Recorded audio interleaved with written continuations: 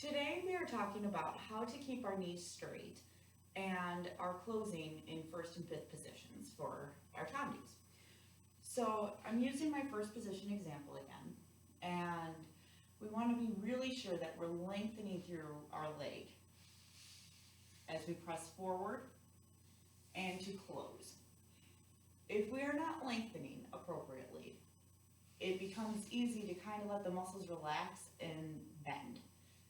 This can happen going to the front, going to the side, going to the back, where we could almost overthink doing the tendu rather than engaging our entire body.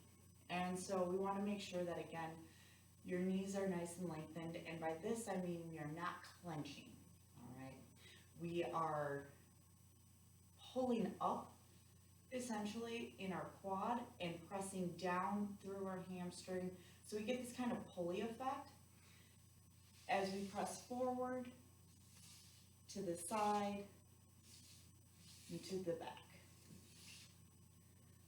To give you a side view, that would be here rather than here. All right, so it's forward, side, back.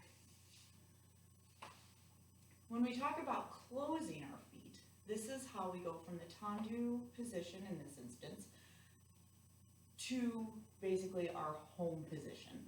So if I'm in first, this is generally a nicer position to close in for our hips and using our turnout. It's softer, and so I'm using a bit more open turnout than me personally that I would be using. And so when we are closing, we want to make sure that we bring our heels all the way back together. This is important to make sure that we're not landing in almost a third or out somewhere where our heels aren't connecting. We want to make sure that we have a nice pull back in. Same thing goes for the side and to the back. To give you the side view, we want to make sure, again, we're closing nice and even to our heels. When we talk about fifth position, now we start having something else happen with our close. So in fifth position, no matter what type of fifth you're practicing, be it the Cicchetti variation where you're closing at the knuckle of your big toe or you're all the way crossed over to the tip of your big toe, it doesn't matter. The premise is still the same, unless if you are being given a different bar combination.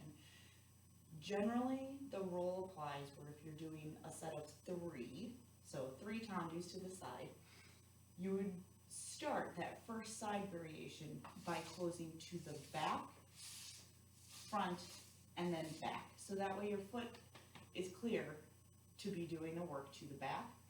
And then once we're done back there, if we're going to the side again, we would reverse that, in which case it would become front, back, front.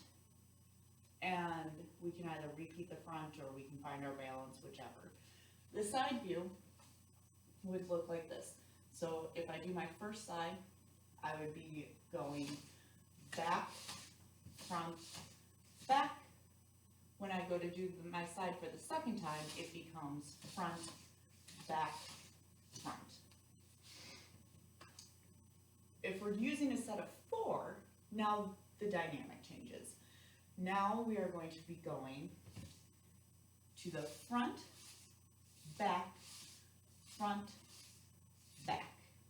So that way our working leg is ready to go to the back. When we do our side for the second time, then we are closing back, front, back, front. And then again, we can either find balance or we are able to execute the front again. The side variation would be, that first time would be front, back,